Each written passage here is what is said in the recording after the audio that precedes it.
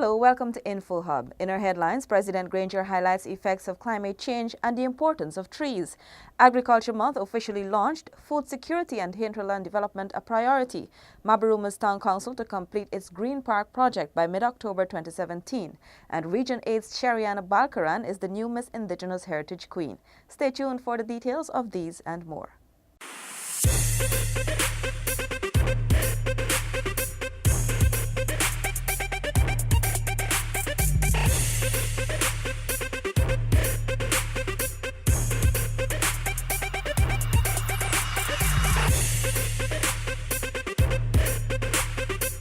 And now for the details. President David Granger underscored the economic importance of trees as he commissioned a tree planting exercise in Barnum Drive, Linden. At the weekend exercise, President Granger stressed that tree cutting not only affects climate change and global warming, but also hinders local economic growth. Trees are more profitable standing than cut down. That is what calls our attention to the importance of this day. Trees are more valuable standing, and countries, industrialized countries, particularly in Northern Europe, are prepared to pay us to keep our trees standing. President Granger also noted that Guyana's vast forests plays a pivotal role in keeping the earth cool because when other countries generate carbon dioxide, trees store it. Meanwhile, Mayor of Linden, Carwin Holland, observed the exercise symbolizes the new life invested in the next generation and urged the residents to nurture them.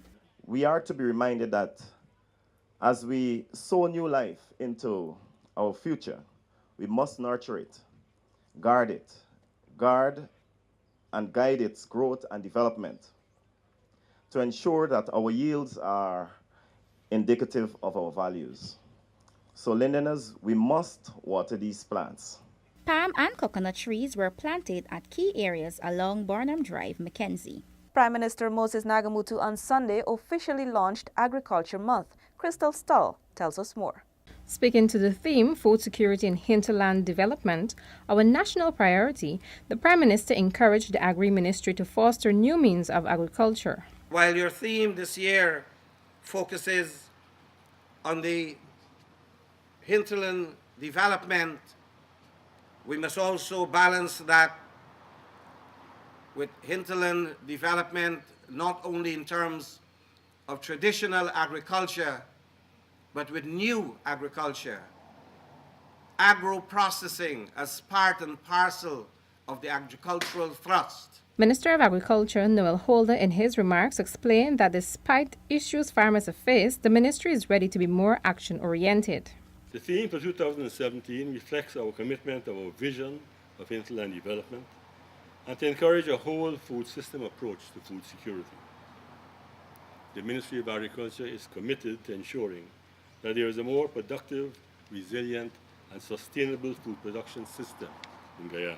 Holder added that to boost local agriculture, the administration has prioritized the implementation of policies for the Rupununi and intermediate savannas development.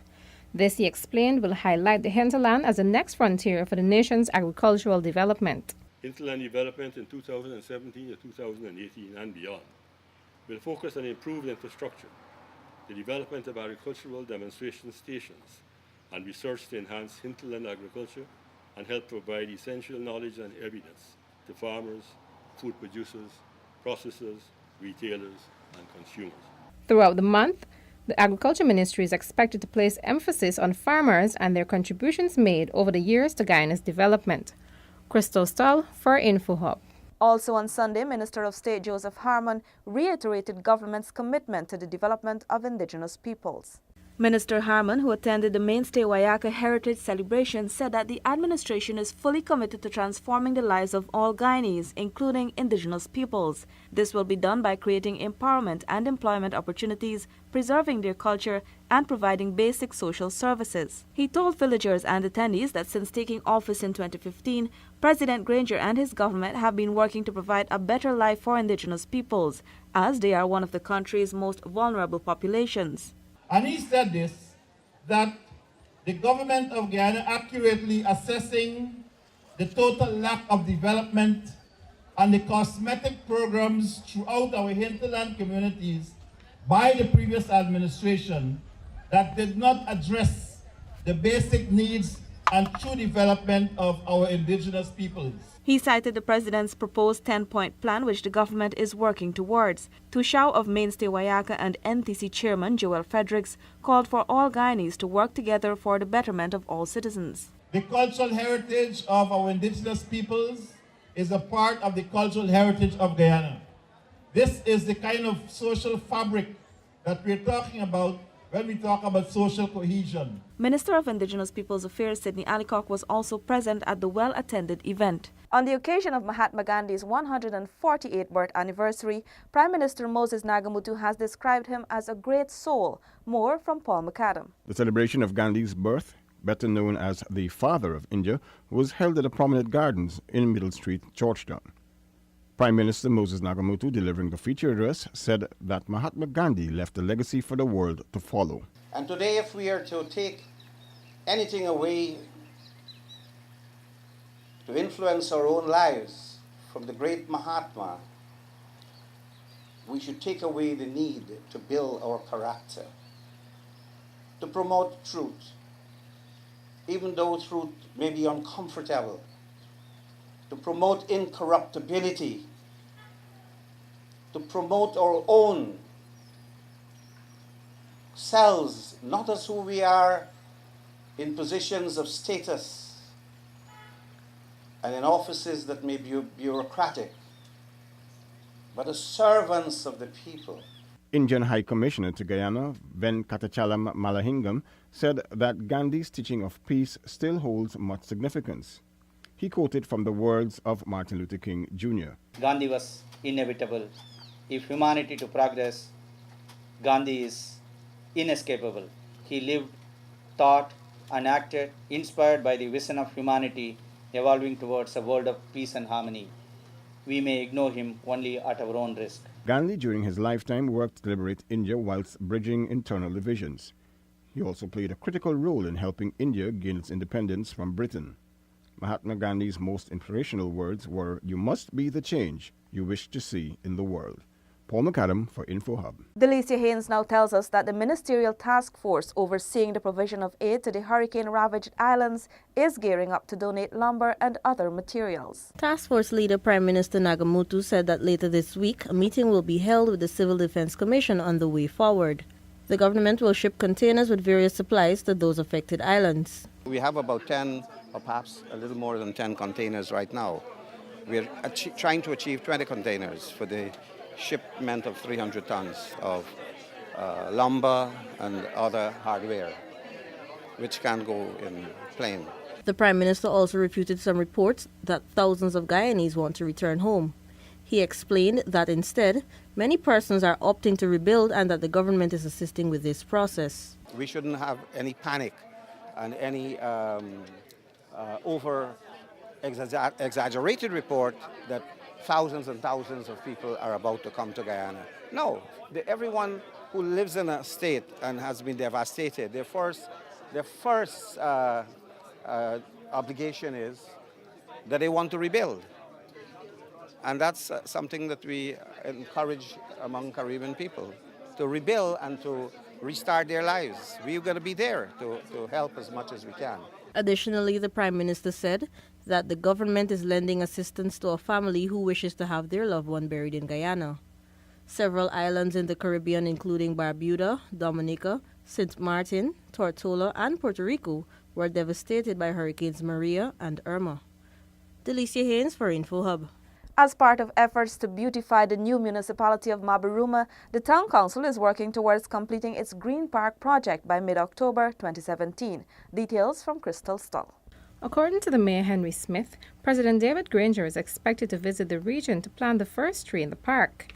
This, he said, is also in keeping with the current countrywide tree planting exercise. Smith explained that the park aims to benefit families within the Hosororo, Bumburi, Curiabo, and Wanaina areas. In the middle there, you'll be planting some large fruit trees indigenous to this area. We're thinking in terms of like soursop, maybe mango, guava. Then you'll be having some areas where you have plants, flowering plants, in those boxes. Alongside the park, a playground is under construction. This facility will be named after well-known sportsman of the region, Augustine Solomon. InfoHub spoke with 87-year-old Solomon, who recalled that in previous years his father, William Solomon, was actively involved in sports within the region, and as a result, he followed in his footsteps. My father was William Solomon. He was just to carry on the same thing like we're now with sports. And then we had a ground up by the school there. We gave up that ground for the school. Solomon explained he was always involved in sporting activities with the young lads in the region. Years back, I always there between the boys them arranged cricket, football, volleyball, and so on. Well, only now some of the boys are going out to play football in town, but not cricket because the gear is expensive. On October 21, 2015, Mabaruma was officially declared a tongue, along with Bartuka and Letem. Crystal Stull for InfoHub. 20-year-old Shariana Balkaran is the new Miss Indigenous Heritage Queen. She was crowned on Saturday at the National Cultural Center. It was an evening of elegance at the National Cultural Center as hundreds flocked to see who would walk away with the crown. Prime Minister Moses Nagamutu and the Ministers of Indigenous Peoples Affairs, Sidney Alicock and Valerie Garrido-Low, were among the audience treated to an evening of beauty, talent and intelligence as 10 young Indigenous women vied for the crown. The ladies competed in 4 categories: introduction, talent, evening gown, and the intelligence segment.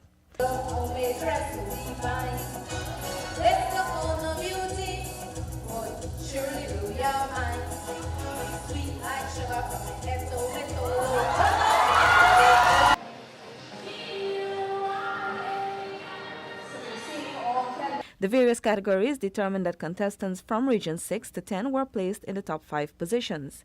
But the final question sealed the deal for Shariana Balkaran of Region 8. I think one of the biggest misconceptions about Indigenous peoples in Guyana is that we are stupid and uncivilized.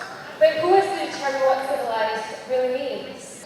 I would implore each Indigenous person to go after their degree, but at the same time know how to platinum after peak.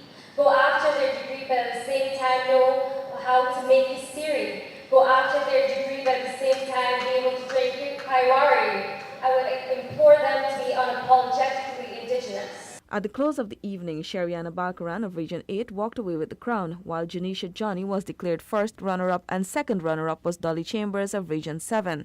Speaking with InfoHub after being crowned, the new Miss Indigenous Heritage Queen shared her excitement. Ecstatic, so many emotions running through me. I just want to go hug my girls right now and tell them I love them and thank you for all the support and wish my fans, oh my gosh, I love you, I love you, I love you. Apart from winning the crown, Miss Region 8 also won in the categories of Best Evening Gown and Best Traditional Wear.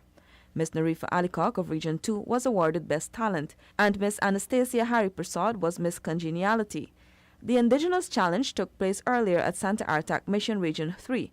Miss Rose Brasino of Region 1 was the winner of that segment. Miss Indigenous 2017, Shariana Balkaran, will reign for 2 years. Month of the Elderly activities began on Monday with residents of the Palms Geriatric Institution and other elderly homes participating in a walk and interfaith service. Paul joins us again. Minister within the Ministry of Social Protection, Keith Scott, led the walk from the Palms on Brigdam to Dublin Park. He said that the government continues to recognize the contribution of seniors to Guyana's development. Who can ever forget that your contribution did not end when you stopped being what you would say you're young. But we recognize that every one of you, as long as there's love and as long as you have life, will continue to make a contribution. After all, don't you vote every 5 years? That is your greatest contribution today. The minister also assured seniors that the administration will continue to support their pensions as well as sponsor tours and other activities to keep them entertained and engaged. The month of the elderly observance in Guyana stems from the 1990 United Nations General Assembly's designation of October 1 as the International Day of Elderly Persons. This year's theme is Stepping into the Future, tapping the talents, contributions, and participation of older persons in society. Paul McAdam for InfoHub. Thanks for watching. Remember to connect with us 24/7 on our website and social media. Goodbye. Guyana.